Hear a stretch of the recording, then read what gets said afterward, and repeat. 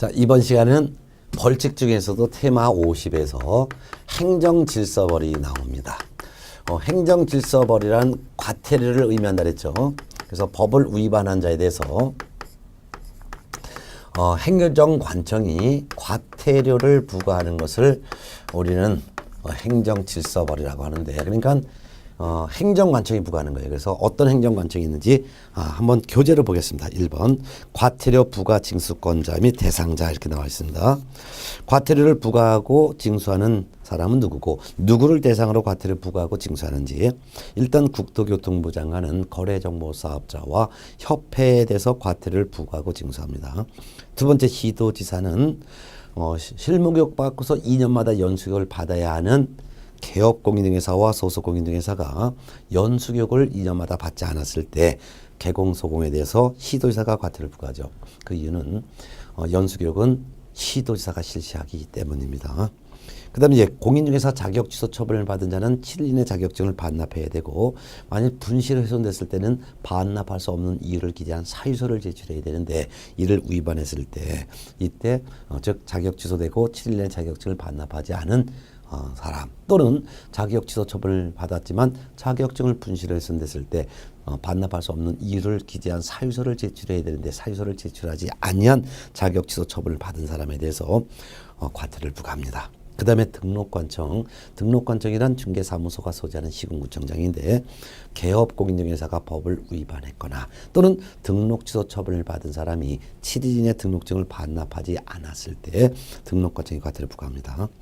이때 과태료를 부과할 때 공인중개사 법령에 규정된 과태료의 종류는 500만 원 이하의 과태료와 100만 원 이하의 과태료, 이렇게 두 가지로 사유가 나눠져 있는데, 500만 원 이하의 과태료라는 것은 500만 원을 부과할 수도 있고 400만 원 부과할 수도 있고 100만 원을 부과할 수도 있다는 뜻이죠. 그럼 구체적으로 어떤 경우에는 500만 원 부과하고 어떤 경우에는 100만 원 부과하고 어떤 때는 200만 원 부과하고, 이게 차등 적용이 있습니다. 그 기준이 대통령령으로 정하고 있습니다.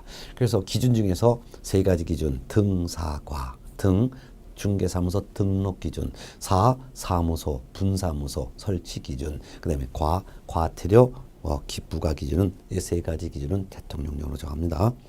그 다음에 이제 과태료 종류가 있습니다. 과태료 종류.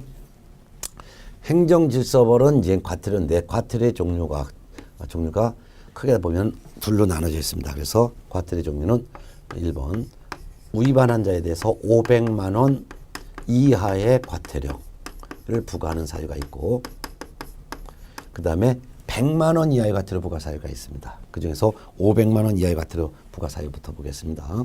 500만 원 이하의 과태료 사유는 제가 두 문자를 딸게요. 500만 원 이하의 과태료 사유는 바람피는 설, 연수, 영감, 감시용, 이렇게 하면 되겠습니다. 설, 연수, 영감, 감시용, 이게 전체가 500만 원 이하의 과태료 사유입니다. 설은 누구냐면은 등록관청은 개업공인중개사가 중개를 의뢰받았을 때는 중개 완성되기 전에 매수인 임차인에게 중개 대상물에 대해서 성실 정확하게 설명을 하고, 설명할 때 근거가 되는 자료를 제시해야 되는데, 성실 정확하게 설명하지 않았거나 또는 근거 자료를 제시하지 않았거나, 이 둘 중에 하나라도 하지 않았을 때 500만 원 이하의 과태료를 부과합니다. 그런데 참고적으로 소속 공인중개사가 설명 의무는 없죠. 근데 소속 공인중개사가 성실 정확하게 설명하지 않았거나 설명의 근거자를 제시하지 않았을 때, 이때는 자격정지 처분을 할 수가 있다는 거 거기서 나왔습니다. 자, 이렇게 됐어요. 근데 500만 원 이하의 과태료인데, 구체적으로 500만 원 이하라도 얼마의 과태료를 부과할지는 대통령령에 규정이 되어 있는데, 이렇게 되어 있습니다. 참고적으로 성실 정확하게 설명하고 근거 자료 제시하는데, 성실 정확하게 설명은 했습니다. 근데 설명할 때 근거 자료를 제시하지 않았습니다. 이 둘 중에 하나라도 하지 않았을 때, 이때는 400만 원 과태료를 부과합니다. 기준이. 근데 성실 정확하게 설명을 하지 않고 근거 자료만 제시했어요. 이럴 때도 역시 400만 원의 과태료를 부과합니다. 근데 성실 정확하게 설명도 하지 않고 근거 자료도 제시하지 않았을 때, 이때는 500만 원 과태료가 부과한다라고 기준이 정해져 있습니다.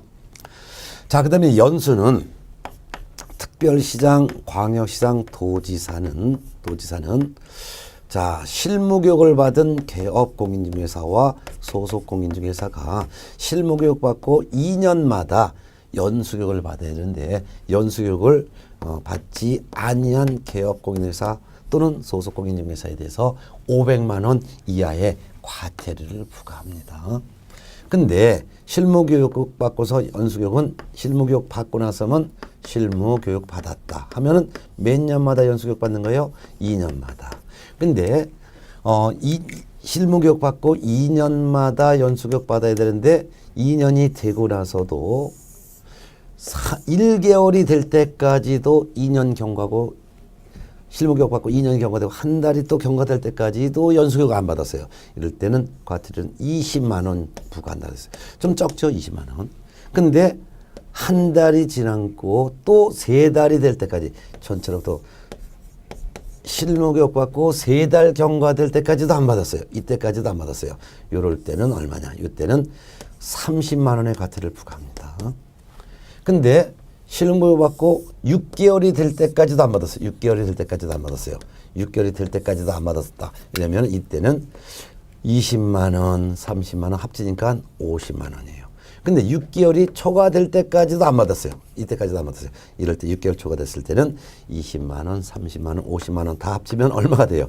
100만 원. 이때는 100만 원의 과태료를 부과한다라고 기준이 정해져 있습니다. 네. 자, 그 다음에 이제 이렇게 해서 보셨고, 그 다음에 이제 영감. 요거는 거래정보사업자인데, 국토교통부 장관은 거래정보망을 설치 운영하는 거래정보사업자가 거래정보망을 설치 운영을 하는 언제 하는 거예요?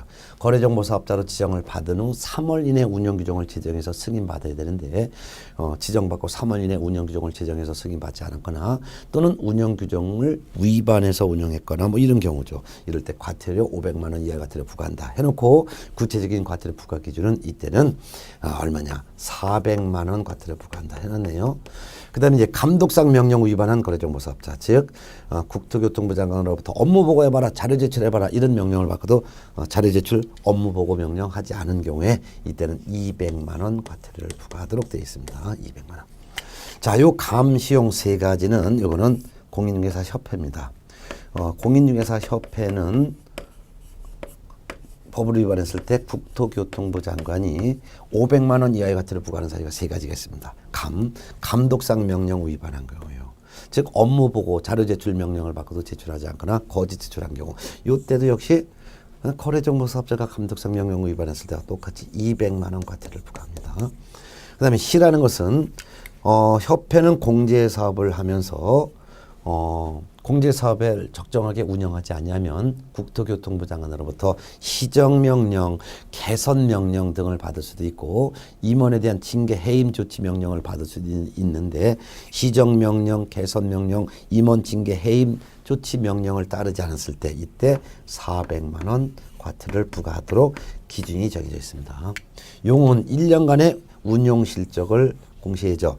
즉 공제사업을 하는 협회는 회계연도 종료 후 3월 이내 운영규정, 회계연도 종료 후 3월 이내 운용 실적을 공시해야 되는데 운용 실적 공시하지 않았을 때는 300만 원 과태료를 부과하도록 되어 있습니다. 그럼 500만 원 이하 과태료 사유인데 이걸 갖다 전부 다 외우는 것은 힘드니까 그냥 확인 설명 의무를 성실하게 이행하지 않은 개공에 대해서는 500만 원 이하의 과태료, 설명할 때 근거 자료 제시하지 않았어도 500만 원의 과태료, 연수교육 제대로 받지 않았을 때 500만 원의 과태료, 영감, 즉 거래정보사업자가 운영규정 위반 또는 감독상 명령 위반했을 때도 500만 원 이하의 과태료, 협회가 감독상 명령 위반, 공제사업에 대한 시정, 개선, 징계 명령 따르지 않을 때, 운용실적 공시하지 않았을 때 500만 원 이하의 과태료, 이렇게만 알아두면 되겠습니다. 특히 확인 설명에 대한 이거 구체적인 부과 기준 금액이 지금까지 시험 나온 적은 없으니까 요 정도만 알아두면 되겠습니다. 뭐 요거는 요렇게 하면 요건 2배 뭐 이런 식으로다가 좀 정리하셔도 될 것 같아요. 자, 그다음에 이제 100만 원 이하의 과태료 사유를 보도록 하겠습니다. 100만 원 이하의 과태료 사유. 100만 원 이하의 과태료 사유는 요것도 제가 2문달 써서 정리하겠습니다. 이복에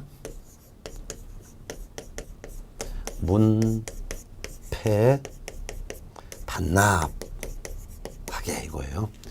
자, 이거 등록관청은 개업 공인중개사가 사무소를 이전했으면 이전 한 날부터 10일 이내 이전 신고를 해야 되는데 이전 신고하지 않았을 때 100만 원 이하의 과태료.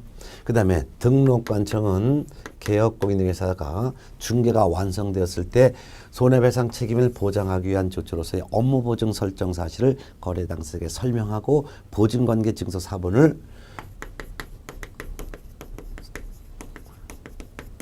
보증 사본을 거래 당사자에게 교부 제공해야 되는데 교부 제공하지 않았을 때. 그 다음에 개라는 것은 등록관청은 개업공인중개사가 사무소 안에 보기 좋은 곳에 게시할 서류가 있는데 이 게시할 서류를 게시하지 않았을 때입니다. 사무소에 게시하는 서류는 네 가지가 있죠. 중개사무소 등록증 원본, 자 공인중개사 자격증 원본, 업무보증 설정 증명서류, 보수 및 실비표 요 네 가지 중에 하나라도 게시하지 않았을 때 등록관청이 개공이 돼서 100만 원 이하의 과태료를 부과합니다. 또한 등록관청은 개업공인중개사가 사무소 명칭에 법정 문자를 사용하지 않은 경우 또는 개업공인중개사가 옥외 광고물 즉 간판에 광고물에 개업공인중개사의 성명을 표기해야 되는데 성명을 표기하지 않거나 또는 성명을 거짓으로 표기했거나 했을 때 100만 원 이하의 과태료. 뿐만 아니라 개업공인중개사가 중개대상물에 대한 표시 광고를 할 때는 이 광고할 때 개업공인중개사의 성명도 명시해야 되고 사무소의 명칭, 사무소의 소재지, 사무소의 연락처 요와 같은 것을 같이 명시해야 되는데 이런 것을 명시하지 아니한 개업공인중개사에 대해서 100만 원 이하의 과태료.